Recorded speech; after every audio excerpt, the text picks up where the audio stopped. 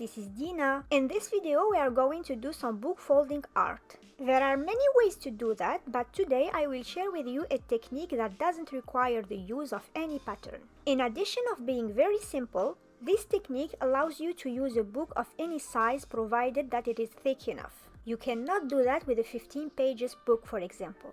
Moreover, you can use it to create or reproduce any design that you like. For this video, I decided to keep things very simple, so I just wrote the word read on it. But you can put anything you want. You can, for example, write a quote or the name of someone to whom you want to offer it. You can even put drawings if you want to. So without delay, let's go for some book folding art without pattern. For this project, you're gonna need a thick book. Make sure to use one that you won't need later on. I got mine for free from somebody who wanted to get rid of it. If you can, choose a hard-covered one. Otherwise, reinforce it with cardboard. You'll also need a ruler, preferably longer than your book's pages. A pencil, something pointy, any non-sharp pointy stuff will work. An eraser, some scotch tape, scissors, and something to cover your book with at the end. This is optional, but it can add a nice finish. Well, let's move on to realization. For the first step, you'll need to draw 2 vertical lines along the book's pages. For this book size, I placed the first line 2.5 centimeters away from the edge of the book, and the second line 2 centimeters away from the first one. I start by taking pencil marks at the top and bottom of the page to make sure that my lines are perfectly straight and vertical. Then I mark the lines with the pointy object. The objective here is not to really draw the lines, but just to mark them. That's why I'm using a pointy object instead of an actual pen. Regarding measurements, if your book is larger or smaller than mine, you can adapt them. Just make sure that the distance between the first line and the edge of the book is slightly larger than that between the 2 lines. Now that you understand the principle, you'll need to reproduce it on every page of the book. That may seem to be very long and repetitive, but it will greatly facilitate next steps, and it will make the result much better. So take your time and do it well. The more precise you are, the easier it will be later, and the more satisfying the result.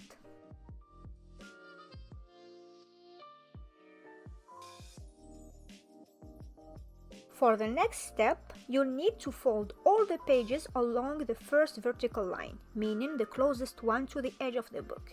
Don't hesitate to use a clipboard or any heavy object to hold the pages in place while working. You'll see that the lines you made earlier makes it so easy and fast that you will be happy about the time and effort you invested on doing them. Once finished, you'll have a precise idea about the final size of your folded book. Now, place your book vertically. The rigidity of its cover will help you to easily maintain it upright. Take a moment to adjust spacing and position of the pages, and once satisfied, seal it with some scotch tape on top and bottom in order to make sure that everything stays in place and don't move.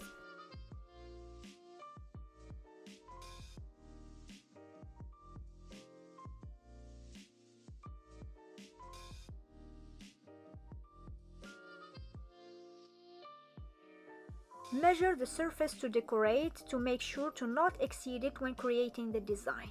With these informations in hand, you can move on to the design creation. In my case, I simply taped and printed the word read, but you can use any design you want. Once your design is ready, cut around it with a cutter or scissors. For more stability and comfort at next steps, fix all the pages with some scotch tape at top and bottom as shown on screen. Now, align and center your design on the book, then fix it with tape. As you can see, I used the negative part of my design because I found it more convenient, but it may change from a design to another, so choose whatever suits you more. Now you can use the pencil to transfer your design onto the book. This doesn't need to be perfect, just try to fill up the maximum surface you can and avoid going over the limits of your design. For the hollow shapes like the letters R, A, and D, I used the positive side of my design and did the exact same thing. Once done, you can get rid of all the scotch tape. And now, if you press the sides of your book, you'll see the traces of your design on it. You'll just have to accentuate them a little bit and correct any errors you made. Now, go back to the first page with the design trace and put a mark on the side at the beginning and the end of each trace.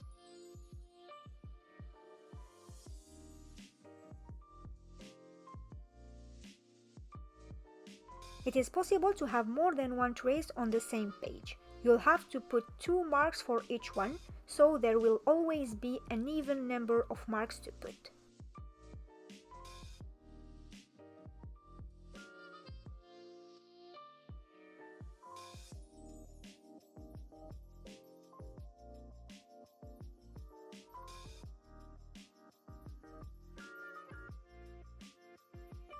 At the spaces between the letters, you will find a bunch of pages without any trace. Just leave them like that without any marks and jump straight to the next page with a design trace. Once you've done this with all the pages, come back to the first one and make horizontal incisions at each mark until the second line. It is very important that the cuts reach that second line, and it doesn't matter if you go over it a little bit. Here you can use the text to make the cuts as straight as possible. Fold each piece obtained after cutting along the first and the second vertical lines alternating. Here you have 2 choices. If you want an engraved design effect like mine, fold the first piece along the first line, then alternate first, second, etc. Otherwise, if you prefer a popping design effect, do the opposite. Fold the first piece along the second line and then alternate second, first, etc. Make sure to choose only one of these options and stick to it for all the project.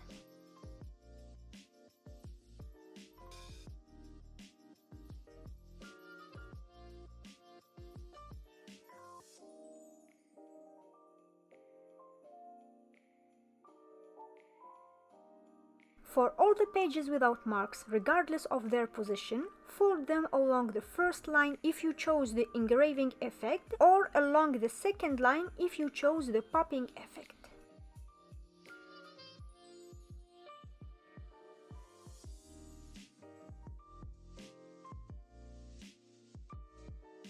Don't hesitate to take a look from time to time to see if you haven't made any errors. It seems that everything went well for me.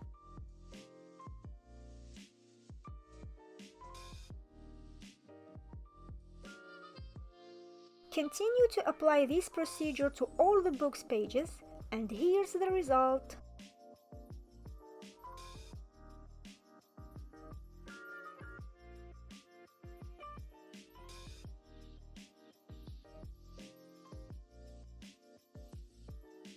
It is possible that you have small imperfections as I have here on the R, the A and a little bit on the D, and this is normal. This is the main drawback of the technique without pattern.